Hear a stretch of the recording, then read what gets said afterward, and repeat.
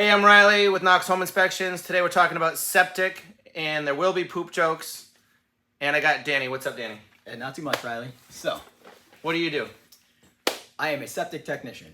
Mainly my job is evaluations for people selling their home and or having an issue in their leach field. I also inspect tanks, pump chambers, distribution boxes, things of that nature. I also dig holes in the leach field to make sure everything's operating properly. And that's the main point of my job. We do repairs, we do inspections mainly, but that's about it. And who do you work for? I work for Maznek Septic. We are out of Bedford, New Hampshire, and a lot of people say we're the best. Number one in the number two business. Poop jokes. Poop jokes. All right.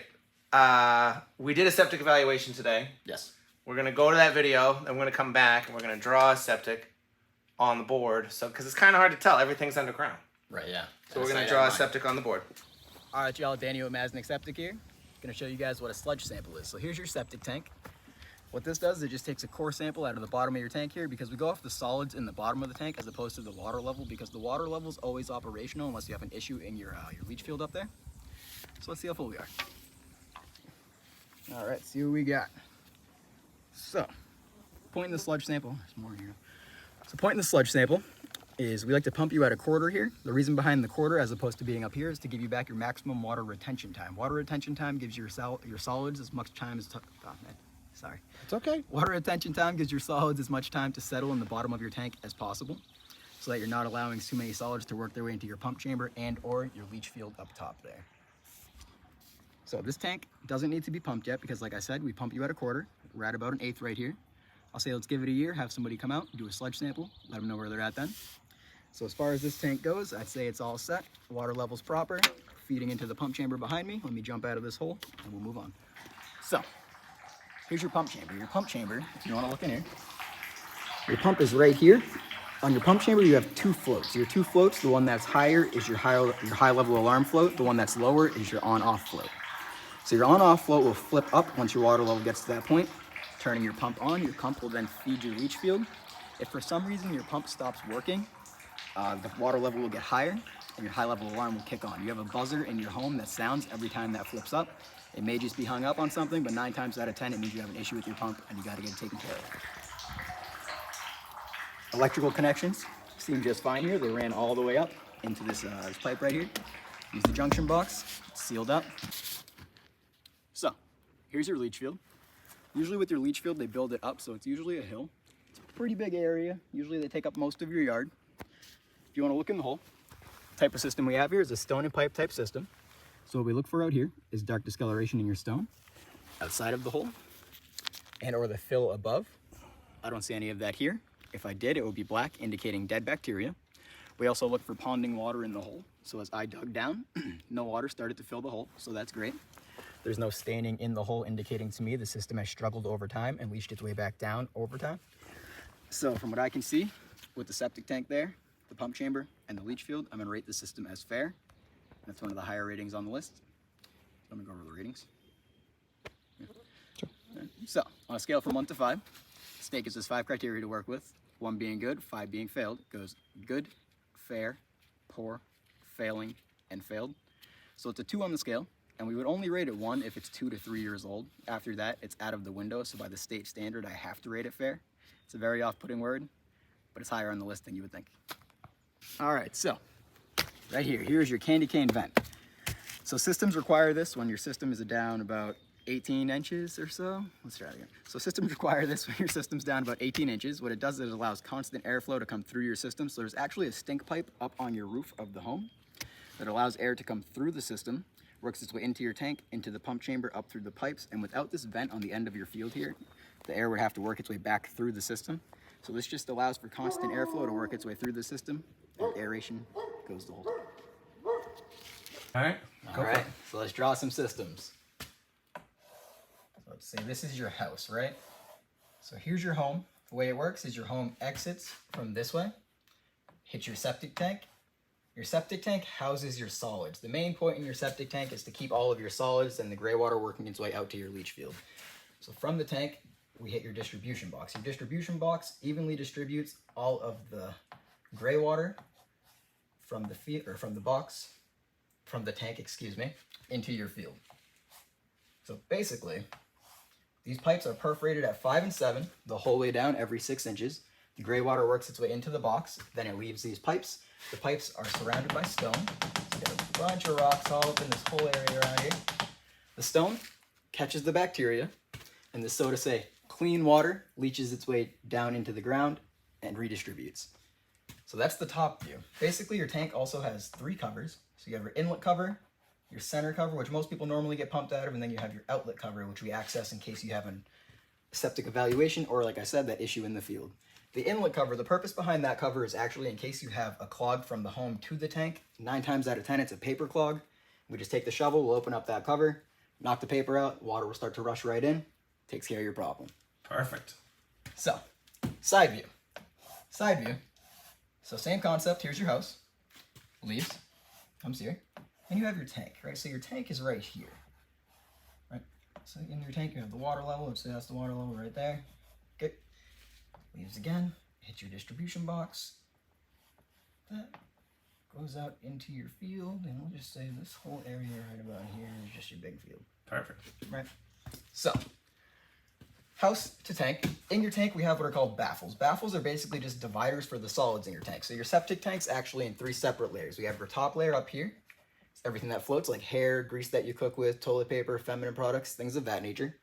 Gray water is in the middle here. It's mostly wash water, but there's also urine.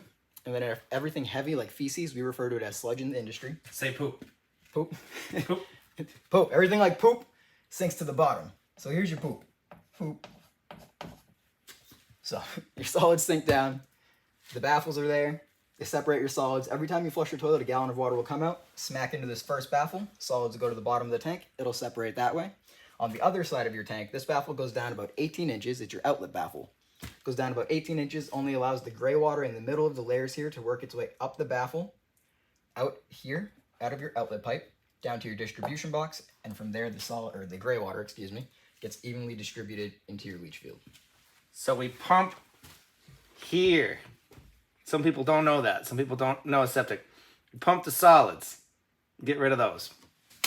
All right, so we talked about pumping from the tank. How often should one pump their tank? So the pump schedule really depends on the number of occupants in the home. So say you have a household of 2 people, maybe an older couple. You're probably going to be on every maybe 4-year schedule, maybe 5. You could probably push it to 5. We just like to be safe with 4. But if you have a number of like 5 or more occupants in your home, you're going to be on an annual schedule. Because that's a lot going into the system all at once. You want to try to avoid potential backups. And that's the whole point in us pumping. Right, because the backup, the poo-poo will go back into the basement. And I've seen that, and it's gross. Yeah, it's not good. It's better to pump a little bit sooner, and you guys use the sludge judge for that, so you can determine how much poop is in here and how much water is in there, whether it's normal or not, or time for a pump. A lot of companies don't use that. I think it should be standard equipment. Yeah, I agree with you 100%. I can't look in there and tell you a lot of the time. Here's the picture of the tank at the top, right here. Can we tell how full it is? You can't. Because Certainly can't. There's a scum layer in there, the toilet paper's thick. I have my sludge judge, I push it. A lot of the time it just moves anyway, Yep. How do we see past that? Yep. We can't see past that. So sludge judge takes a core sample of the whole tank. We get to see what's on the bottom here. It'll show us that your gray water is separated properly in the middle. And then your top layer, everything that floats, like I said, hair, grease, toilet paper, feminine products, things of that nature, should all be up top there. Let's talk about, so that's private. It's private septic. Let's talk about public. Okay. I have public here. Right. I own the pipe from the house at the foundation all the way out to the street.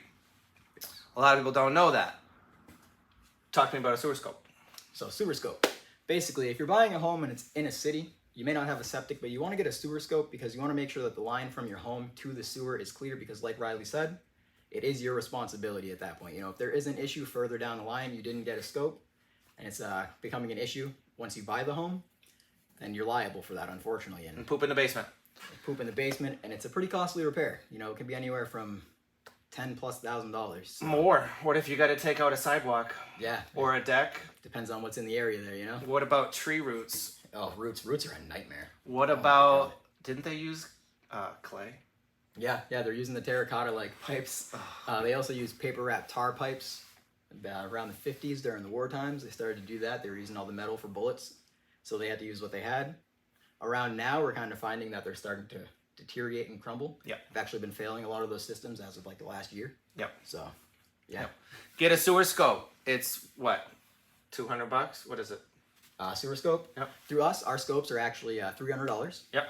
But that includes a video report. You know, we'll give you peace of mind on your purchase, and we'll make sure that there's nothing in the line there blocking it. Better than the poop in the basement. Yeah, no poop in the basement. Or a $20,000 repair that you might have to do right after you just purchased your house. Yeah, been running into those a lot too.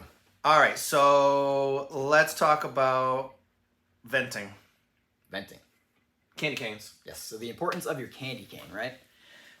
So the importance of the candy cane comes down to constant airflow through your septic system. So you have a stink pipe on your roof. It allows air to come into your tank. So it allows air to come in through your system. It comes from the roof, by the toilet, into the tank. From there, it works its way into your distribution box, into your field. So without a candy cane vent on the end of your system there, the air has to work its way back through the field, through the tank, and try and work its way out of the top of the roof again. So if you add a candy cane on the end of your system there, it allows constant airflow through, and it actually really helps the lifespan of your system.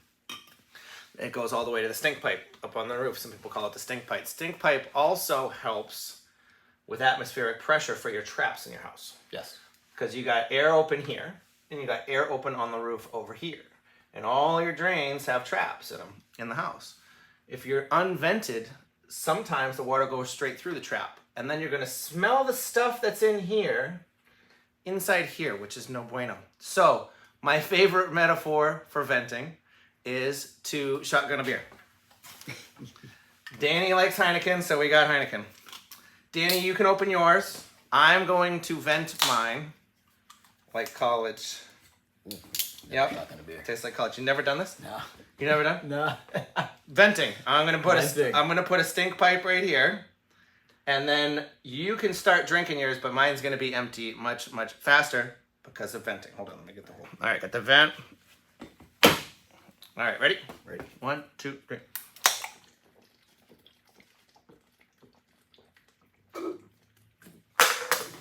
How much is in there? Half a beer. Ah! Damn. Oh, it tastes like college. That was quick. Yeah. All right, we're gonna do another example of venting outside for people that don't drink beer, but this is shop talk, so we do beers in the garage. We're gonna do another example of venting. All right, put that one down. Hold that one. Hold the bottom though. All right, so we're gonna vent this one. I hope water doesn't squirt out. We're gonna find out. All right, you hold on tight to that one. We're gonna vent this one, and then we're gonna do them at the same time, see which one drains first. You ready? Yeah, ready. Oh, don't lose any water. Oh, yeah, we good. All right, 1, 2, 3. Oh, it's kicking my ass. Holy Whoa! shit. Look at that, Empty. dude! Venting. Venting. That's why you need venting. Key to your septic. You should Done have a way first. All right, that was fun, fast. Bill Nye. Wow. Hey, Bill Nye. That thing is like. Do's and don'ts when you're buying a septic. We're getting a lot of people coming up from Massachusetts. They're like, what the hell is a septic? Tell me a couple of do's and don'ts. All right, so the do's. So do separate your water usage. What I mean by that is try not to shower, run the dishwasher, and do laundry all at the same time, because that's a lot of water going into your system all at once. So it doesn't really give your solids time to settle if you're using the bathroom at the same time. And it's forcing a lot of water up into your field, and it's not giving the field enough time to leach downward. So your field actually needs a little bit of time to leach downward, and if you put in too much water, then you could potentially overwhelm it. So you want to try to avoid that. I'm using Charmin. Yeah, you're using Charmin. I don't care what you say. Oh God, don't use Charmin, please. Whatever you do. I am. This guy. I'm using it. Oh my God. So Charmin. I know everybody likes to be comfortable, you know, but at the end of the day, the issue with Charmin is that it just doesn't break down over time. So a lot of the time is it causes a paper clog, or what happens rather is it causes a paper clog in your pipe that leads to your septic tank. So the inlet clog over here that I was talking about really comes from Charmin. 9 times out of 10. I'm not gonna lie to you. So please, if you're using Charmin, switch to Scott. So what actually do we put down the toilet? What do we want to put down the toilet? Short answer. 3 P's: pee, poop, and paper. Anything that you don't put into the human body, we don't want going into your septic. Short answer. Talk to me about Smart answer. septic cleaning products. The things that you flush down the toilet. So as far as Britex and yeast and all of those additives go, there's actually no conclusive evidence that they do anything to help your septic. They don't do anything. But there's nothing stating that they don't. So if you guys would like to do it for peace of mind, you're more than welcome. But in my opinion, as a septic technician, it's more of a money grab. Yep. Because the second that you start to flush your toilet after your tank gets pumped, you're putting bacteria back into your tank. You know, the human body's just a big bacteria factory, and we're just getting rid of it as we go. So at the end of the day, if you want to save the money on Ridex, I'm right there with you. Yeah, don't buy it. Don't even bother. One time, they opened up the tank, and somebody had been dumping candy wrappers down the toilet. I seen that over Halloween. Thousands of candy wrappers down the toilet. They were sneaking them. They were hiding the evidence. Oh, no way. Don't do that. That's a bad idea. Paint also, no paint. Yeah, no That's paint. not one of the Paint's P's. a nightmare. Try not to put down bleach or antibacterial soap too much as well, because there is a healthy bacteria in your tank that helps it thrive. And if you add too much bleach or antibacterial soaps, you can actually kill that bacteria. So just try and separate that out as two. Let's talk about another P. Plans. Plans. Yes, plans. So we do a lot of inspections together and show up, and a lot of times you look at the house and you're like, oh, tank, field, very easy, and then Danny will go probe it and locate it. Right. A lot of times though, older houses, where is it? I have no idea. Right. Get the plans. If you're a real estate agent or somebody that's selling your house, get the plans. If you don't already have them, call your town hall. They should be on file with your town hall. You can at least take a picture. We'll make his job so much easier. You won't be there for all day. Yeah. You'll know exactly where things are. You can keep it on file so you don't drive a truck over it or a moving van or whatever. Right. And say you have an abandoned system on the same lot and they decided to just leave that one and add in a new one on the other side. If I find that system and I'm not aware there's another system, I can only go off of what I find at the time. Right. So if there's a failed system there and there's another good system on this side that I wasn't aware of, guess what? I'm failing your system, unfortunately. True. What was I going to say about that? Wintertime. Oh, wintertime. You can't see anything. Can't see anything in So we winter. need the plans in the wintertime, and they'll have a location so we can get the tape measure out and get that, because it's got 2 feet of snow on the ground. Yeah, easily 2 feet of snow. Another thing I'll say about wintertime is please install risers over your tank covers. So the main issue in winter is paper clogs. Paper clogs are a big nightmare in this industry, kind of, honestly, for the homeowner. Not so much us, we'll always come out and we'll help you out, but for the homeowner, it's a big issue. You're having backups into your home, you know, there's water coming in. If you have a finished basement, oh my God. No. You know, I've been dealing with that lately too, so. Okay, crazy story. Yeah. It was Trace, I think it was. Manchester 2-family, 5 years ago. There's an extension cord on the back deck. I'll have to dig up the picture. Extension cord on the back deck that goes out and then goes underground. Extension cord, an orange one. Homeowner was home. I said, that extension cord's going towards your septic system. He says, yeah, that's for the pump up. Oh, what? Oh, God. I'm like, guy, you can't have that. You can't have an extension cord running through into the pump up. That is a no, never. I think it was Trace did it. He's like, no, you need dedicated circuit, dedicated breaker. We also need an alarm in the basement. Yes. When you have a pump up, like the evaluation that we showed earlier, you got the 2 floats. You got the pump float, you got the alarm float. So that extension cord was just doing the pump. Homeowner didn't really get it. He's like, I don't get it. Like, whatever. Nobody ever unplugs it. Well, they did. Oh, they did. Okay. 3 feet of poo-poo in the basement. 3 feet. Yep. Oh, God, that's a nightmare. Yep. That Oh, is man. a complete... You can't salvage anything. Yeah. With that. It's not like a water leak. It's a level 3. It's gone. The basement was like probably $100,000 or more. Yeah, that's a septic emergency. Oh my God. So if you have a pump alarm, make sure you listen for the pump alarm. If you hear the pump alarm, do not run any water. Call a septic company. Have them come out there and fix it. So, Also, make sure that your alarm is not in silent mode and Yes. it is on sound. Because if you have an issue in your tank there, if it's not on sound, you're not going to hear it, and guess what? You're going to have that backup unknowingly. So, True. Sound. What else do we want to talk about? When we draw the septic. Back to risers real quick, though. So risers to grade. In the middle of winter, we find a lot of paper clogs. So the issue in winter is that the frost is a monster. We have chipping guns and jackhammers. So we're out there, you know, we can be out there for hours trying to get down to that thing, maybe a couple of days if it's real bad and it gets nighttime. So the riser just kind of eliminates most of that. If you bring it up to grade, all we have to do is get through the smell, right? So say the ground's up there, right?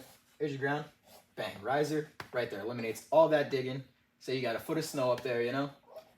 All you have to do is go through the snow that would be up here, down to your riser. I'll put the picture up. Don't have to worry about the fill on the sides because the riser's there, nothing falling in.